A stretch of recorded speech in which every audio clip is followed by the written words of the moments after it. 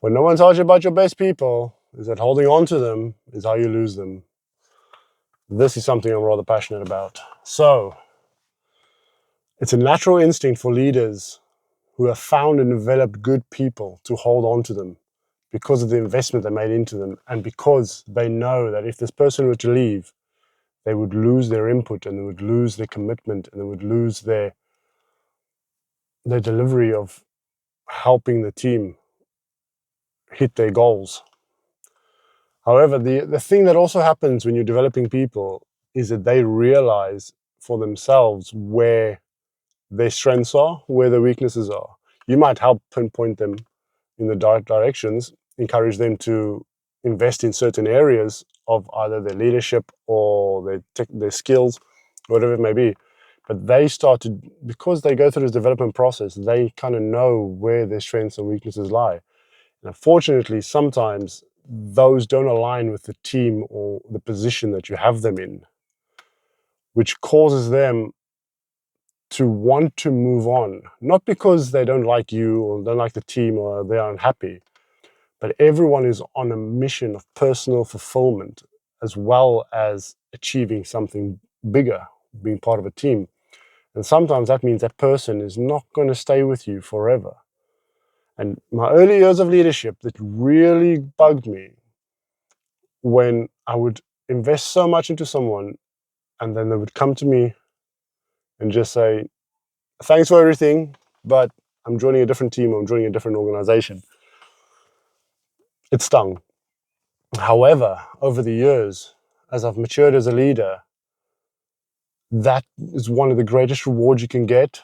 Developing someone to the point where they know who they are and they know what they want and they feel strong enough to go after it.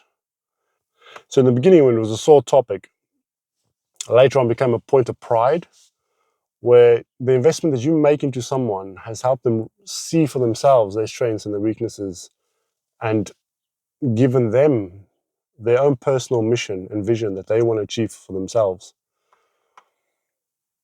What this also does is, as you release them, they take everything you've learned and put into them, and they take it to the next organization. So I had a leader that got so annoyed when we knew someone was leaving that they would just stop wanting to invest into them.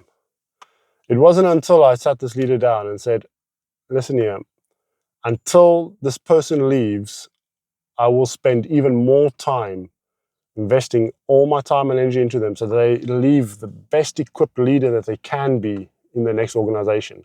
Why? Because it gives you credibility. Well, third degree credibility, because you don't know the leaders that they go into a lot of times. However, they become a blessing to that organization because of the input that you've put into them. And that's a reward that cannot be measured in any sense. That's kind of why I started this channel as well.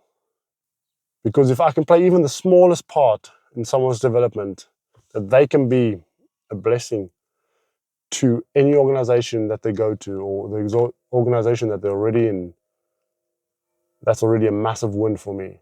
So do your best to develop your team to the best of their abilities. And if they do come to you and say, listen here, I feel like I'm being called somewhere else, don't hold on to them because you only cause resentment. Don't get resentful yourself because you will be holding them back. And the best thing you can do as a leader is allow people the opportunity to find out what they want to do and encourage them to pursue it. This is a bit of a ramble, but it's something I'm really passionate about. So follow along if you want more of this. And yeah, see you in the next one.